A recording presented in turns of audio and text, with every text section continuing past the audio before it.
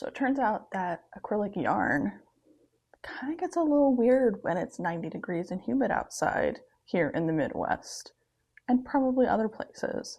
That has certainly made it hard to make progress on this sweater. And so I didn't knit a lot during the summer because I was feeling a little bit frustrated, valid. And once I picked up the sweater again, was on a trip to Florida in December. Now, I had never thought about different fibers feeling different in different humidity levels. Like, I know wearing them, they're gonna feel different, but I hadn't considered that the way they would feel when I was working with them would also be weird. Like, depending on what the humidity and temperature levels were. So in December, I brought my knitting to Florida and I was like, this is awesome. I'm going to take my sweater outside. I'm gonna sit in the shade under the fan in the fresh air, and I'm gonna knit for the 4 days that I'm here. I'm just gonna really do the thing that I want to do, which was knit. Well, I found out very quickly that when I took it outside, it kind of got sticky and the texture kind of got weird, and then my hands were sweating and that was making it worse. And lesson learned that knitting with acrylic yarn, not great in the humidity. So that's a lesson moving forward. All the cotton I have downstairs that I ordered is wool or cotton, so hopefully that's better. I don't know, I'm gonna find out and I'm gonna pay for it if I'm wrong. So here are all the things that I've learned over my last almost year and a half of knitting my first ever thing ever. One, obviously, acrylic yarn and humidity, not a great mix, at least for me. If you have had luck knitting with acrylic in the humidity, let me know, because I certainly haven't. Two, knitting is a dang marathon. Now, if I was somebody who worked on my knitting for a couple of hours almost every day, sure, I would have made a lot more progress by now. But as you know, I do a lot of sewing. I have work things that I'm doing. I'm interested in other things. I'm a multi-passionate human. And sometimes there's weeks that I just don't get to it. And it's taking a very long time. So it's definitely a marathon over a sprint. Now, is the second sweater that I make going to take less time? Sure, because I probably won't have to frog quite as often, because I'll put in the lifelines like I did after I made the 2 mistakes in this one. So, but if you're somebody who likes instant gratification and wants things to be done in a matter of hours or days, my friend, knitting is not for you. And if you want knitting to be for you, choose something smaller, because sweaters aren't it. I love knitting this sweater. I have had a great time. I found a lot of joy in this, and I cannot wait to start on the next one. But it takes a long time. And if you think that it's not going to take a long time, you're sorely mistaken.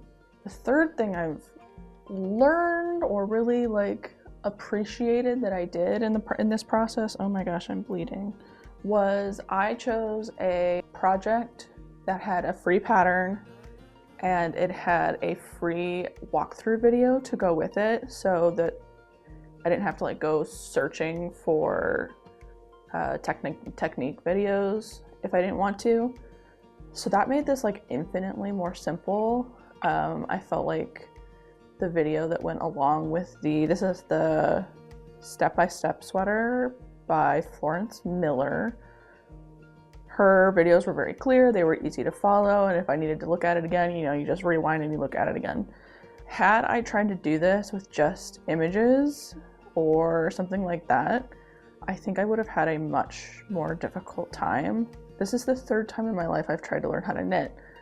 The first time I was probably about 8, and I had like a book with pictures. I could not get it. I didn't have anybody in my life who could show me. And so I didn't stick with it. I didn't have the attention span for it. The second time I was in college and I learned how to knit, but it was on straight needles. That's what I had access to. I have inherited some like knitting and crochet stuff from my mom's mom. And so it was just like things that I had straight needles. And so I learned how to knit on those, but I could only knit. I never learned how to purl. And so I was just, flipping it around, and it was knit on both sides. So this time, obviously knitting is something that I really wanted to learn how to do over the course of my life. This time, I'm just like so grateful that YouTube exists. Video tutorials exist. There are a million of them out there. And just being able to find the ones that worked for me made this so much easier for my brain. As much as I am trying to use my technology like less, I am really grateful that it exists and that it has helped me learn an infinite amount of more information. I'm certainly the kind of person that's like willing to Google anything, will look up anything, has just kind of like an insatiable curiosity. When people ask questions, I'm just like, let's find out. And so having the access to this information with visuals has made it so easy, and I'm so, so grateful for it.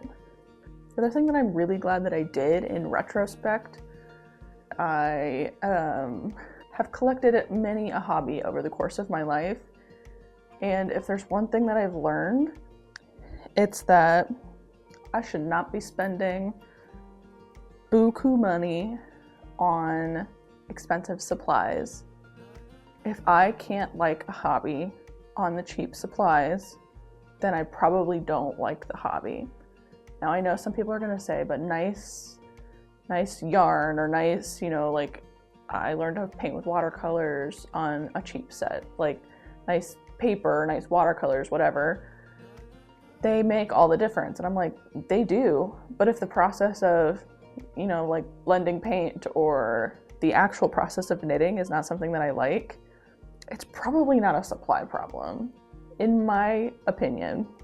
So I got this yarn before Joann's closed last year at like a discount. I got like 4, however much I needed for this sweater. I got like 3 skeins of the dark purple and the 2 skeins of the light purple. And I think I spent like $23 total on it. And I was like, if I spent $23 and I didn't end up liking it, it was $23. But the thing I did spend a little bit of money on, because I could not find the right size needle, the needles that I needed, I looked at Hobby Lobby. I hate Hobby Lobby, but I looked at Hobby Lobby, I looked at Michael's, I looked at Joann's. None of them were carrying the right the right needle size in the round. So I was gonna have to order it anyways. So I looked up the price of the 2 needles that I needed. This uses a 4.5 and a 5.5. And it uses like a pretty long cord. I think that's the right word. The right cord. And so I was putting the ones that I needed in my cart, and then I looked at the price of the interchangeable needles, and truly the interchangeable needles were not that much more expensive, and I was going to get the whole set. I was 99% sure I was going to like knitting. So instead of buying like the single corded needles that I was gonna need, which was like 2 or 3 different ones, because you needed a smaller one for the neckline, or for the, pick it up. You needed a smaller one for up here, and then you obviously need a big one for the body of the sweater. So it was gonna end up being like 2 or 3 needles, and they were all gonna be like between like $6 and $10.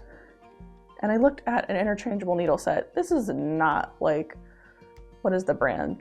Chiagu, I don't know how to pronounce it. It's not those. It was like a $35 set that had the interchangeable cords in different sizes and the needles. And I decided that I was probably gonna spend the same amount trying to get the 3 needles that I needed when I could just get the interchangeables. So all in all, I was down like $50, which is more than I wanted to spend, but it was the most economical way I could do it and make something that I really wanted to make. So I'm glad that I like didn't spend a ton of money, but I spent enough money to make sure that the supplies were going to do what I needed them to do. Number 5, that was 4 lessons, right? Humidity, it's a marathon, choose something that's free, don't spend too much money. Number 5, which I saw recommended everywhere, there's kind of like 2 point of views that I was working with when I was choosing my project. There are people who say choose something small, find out if you like knitting. So like do a beanie, do a scarf, or do, you know, something like that. And I was like, you know what I don't wear? A lot of scarves or beanies. I don't want to make something that I'm not gonna wear. It has no potential to sit in my closet, like to be actually used in my closet. So there was this other camp of people that were like, choose something that you really want to make and figure it out. And knowing me, I'm like a YouTube video and a little bit of like unbridled confidence away from like doing almost anything. Like, I'm pretty sure that I could build a house using YouTube and it would be fine. I'm smart. People on the internet have lots of great advice. I can filter through it. You know what I mean? So I opted for the choose something that you really want to make, knowing full well that if I didn't want to make a beanie or a scarf, but I really wanted to make a sweater. So here I am making a sweater, and it's turning out really pretty good for a first time sweater. And then last but not least, I have learned how to put a lifeline into my knitting so that I can frog back without many problems.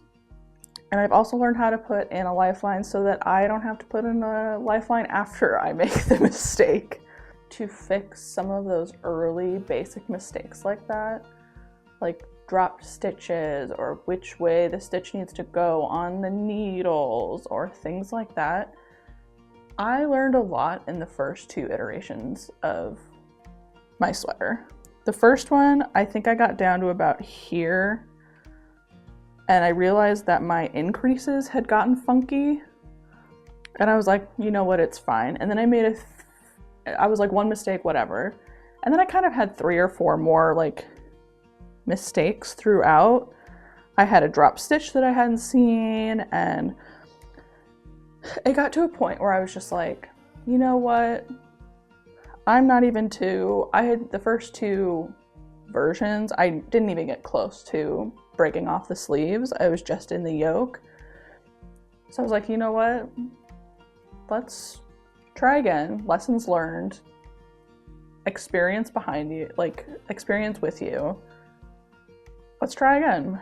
The second iteration, I messed up so many times in the neck, like in the collar, that I was just like, we need to start over. So this is the 3rd iteration. It has gone very well.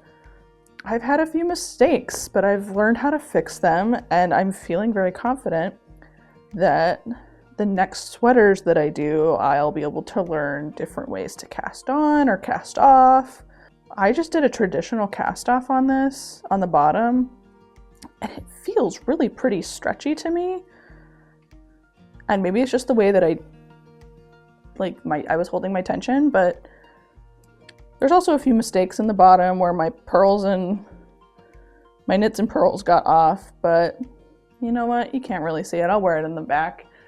And I'm so close to finishing that but it feels like the sleeves should take less time than they do. You know what I mean? So next time, bonus lesson number 7. For me personally, the next time I do a raglan, I am going to break off for the sleeves, do a few rows down the body so that it has something to work with. And I'm gonna do the sleeves first. I can get the length right without having to play yarn check-in if I'm close. And I really enjoyed doing the body because it was like, I didn't have to turn it a lot. When you're doing the sleeves, you're having to do a lot of this, a lot of turning. So, but I feel like I'm so close to finishing this. I'm almost to the point where I'm gonna put the cuff on this sleeve, and then I will do this sleeve the exact same way and length. I feel like my tension has turned out pretty good considering I haven't done that much knitting in my life. I don't know where that came from, but I feel like my tension's pretty good. And I really want to start my next sweater. So if it gets too humid, as I have learned, for me to knit during the summer, I'll just cast on something with cotton. I try really hard not to start new projects when I'm in the middle of another one, because if they pile up too fast, I won't finish them. I wish I could be somebody that had like 12 projects going at a time, but I just cannot do it. So, but if it's too hot and I want to knit, like I can feel it getting hot and sticky on my hands right now, I'll just cast on something in the knit or wool that I have downstairs, and it's like not a big deal. And when this is finished, I am 100% gonna show you because I'm gonna be so stinking proud of myself. And I'll see you next week. Bye.